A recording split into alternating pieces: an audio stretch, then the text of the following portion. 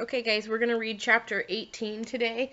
I'm going to ask you a question now. I'm going to read, and then I'm going to ask you a different question after I'm done reading. So you're going to have two questions. One I want you to think of while we're reading, and one I'll ask you at the end. Okay? So while I'm reading, I want you to think of what does Allie do that kind of tests Mr. Daniels?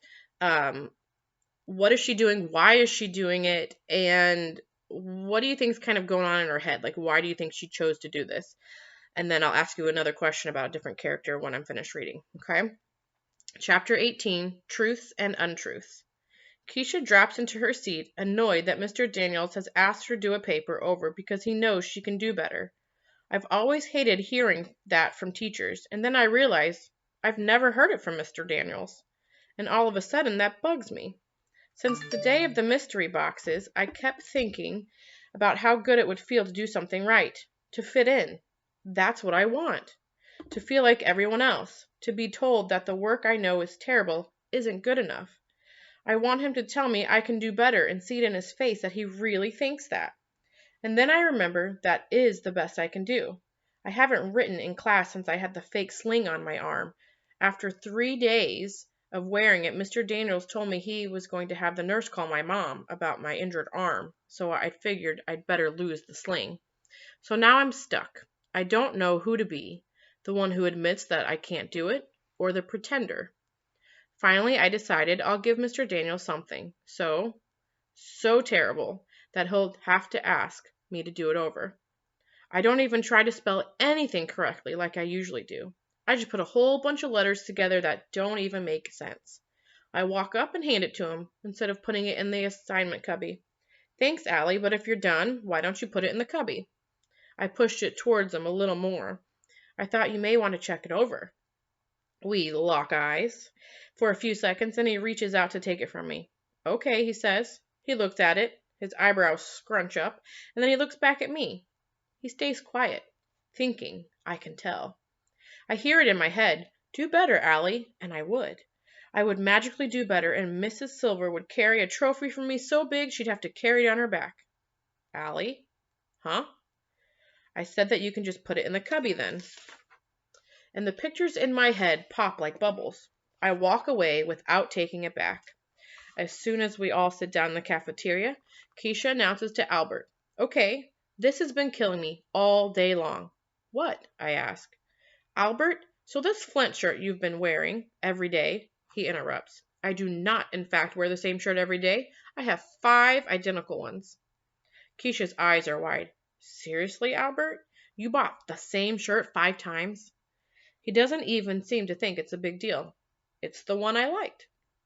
Well, anyway, Albert, Keisha says, I finally found out what the heck your shirt means. I Googled Flint.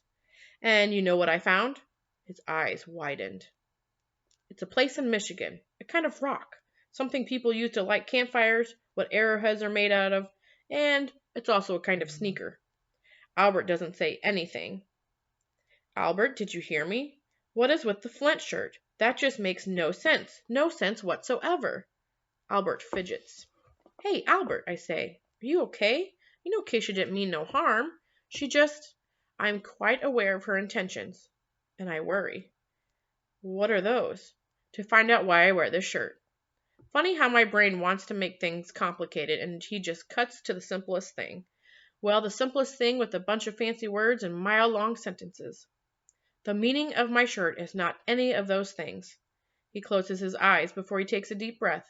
Flint is an immortal genius from Star Trek. Season 3, Episode 19. It is titled Requiem for... Keisha laughs, interrupting him.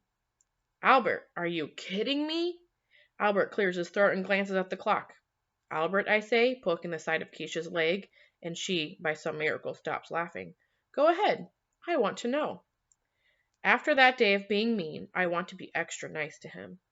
So, this Flint guy, he's smart? I ask. Albert readjusts himself in his seat. Flint goes away to his own planet. He puts up invisible barriers so that others won't sense life forms there. He creates robots to protect himself and keep him company. They are predictable. Sounds super weird if you ask me, says Keisha. Why wouldn't he live on Earth with people?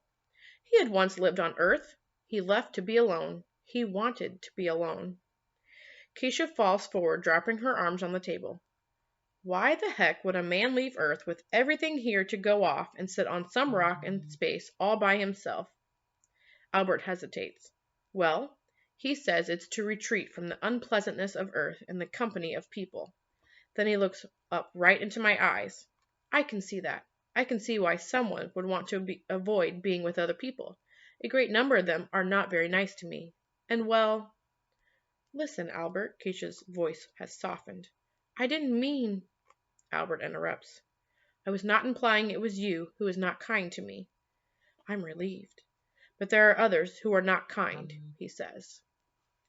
All right, so that's the end of chapter 18. So make sure you write something down about Allie and Mr. Daniels. What does she do and why did she do it? And also, what did we just learn about Albert?